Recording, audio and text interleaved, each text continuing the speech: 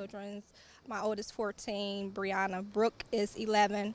My son LJ, who was the one that was most affected, he's 8 now. And he was my first child that was actually born here and raised up in the complex. Since about 6 months, he's been dealing with issues as far as hypersensitivity to the environment. He's dealt with eczema to the point where it was literally up his whole legs, like he looked like an alligator by the skin. He's always been complaining about stomach pain, headaches. So I just, kept taking him to the doctor. Then he started having issues with respiratory asthma. We were in and out the hospital quite frequently. But I just, I never attributed it to the lead because I didn't know. This neighborhood was built in 72, 44 years ago. It was known to be built on a lead smelting plant or several lead smelting plants and other heavy metals. So they knew that there were going to be potential issues here. Why they've prioritized testing to the community 4 decades later is a real issue. What's normal in this region is about 200 parts per million. What triggers a cleanup based on EPA's regulations is 400 parts per million.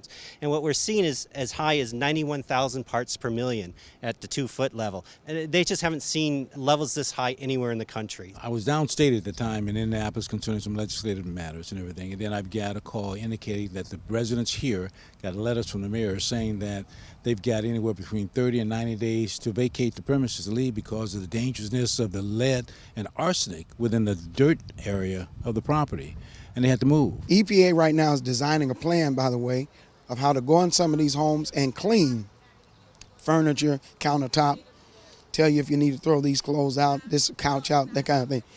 This is really catastrophic. We had no idea what we were living in. I've been out here since 2004, and I didn't have any idea that, the lead was as bad as it was in our units and in our homes as well. I had a surgery in 2005, which led to me being diagnosed with in 2006 with a rheumatoid because I wasn't getting any better after surgery. And the surgery was what? I had a complete hysterectomy at the age of 29. But before you moved here, I'm trying to understand, were you having any health issues? I never was sick a day in my life till I moved out here. Then they started putting these signs up saying, don't let your children play in the dirt. Don't let them play outside. When they come in, make them wash, take the shoes off. The reason why we believe this is a public health crisis is EPA has acted in such an aggressive manner. East Chicago has moved from remediation to demolition and disposition. This is the U.S. lead smelting site. So I'm going to see if we can just park across the street. It's about a 24-acre site. U.S. Smelter and Lead was here from about the 1920s all the way to 1985, whereupon in 1995 they built what's called a CAMU. It's a confined unit to hold in the contaminants on the site. So that's what we're seeing here.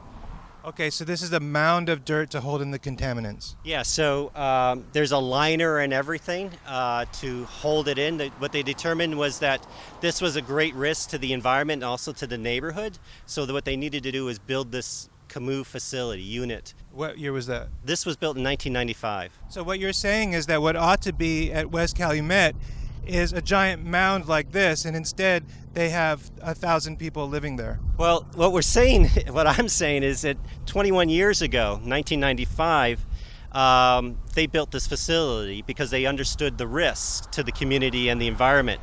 At some point while they were building this, they should have been looking over at West Calumet and saying, at least, at least a major there's something wrong, very serious there. There are 3 lead refineries that existed on that plot of land. Tree cancer, huh? So explain this to me. If you look at how people get cancer, it's cells that grow uncontrollably, but they then move around. When you have trees, when they get cancer, it grows in the same way, but it's safer for trees because it can't really move anywhere. So it just clumps up in all these. I've never seen a tree with this much.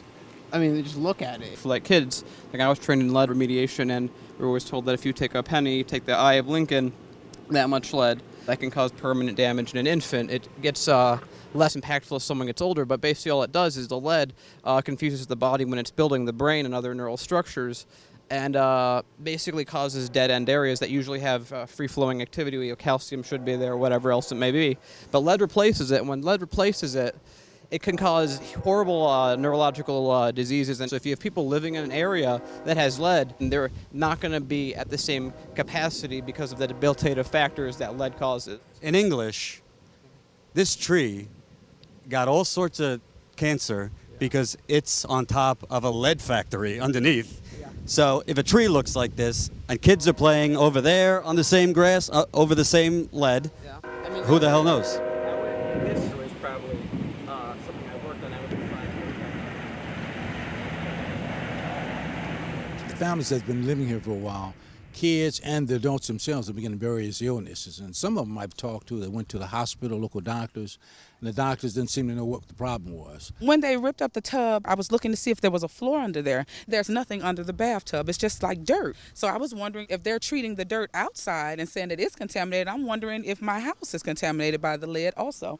Has your kids been tested for lead recently? I just recently tested. All of us have been tested, except for my 25-year-old. He doesn't live with me, but he's going to his own personal doctor to be tested because at this point I don't trust what they're doing. And what were the levels?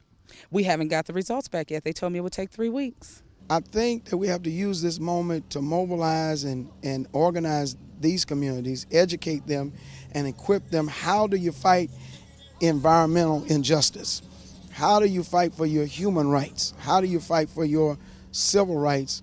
While people are making decisions for you, you need to make some decisions for yourself.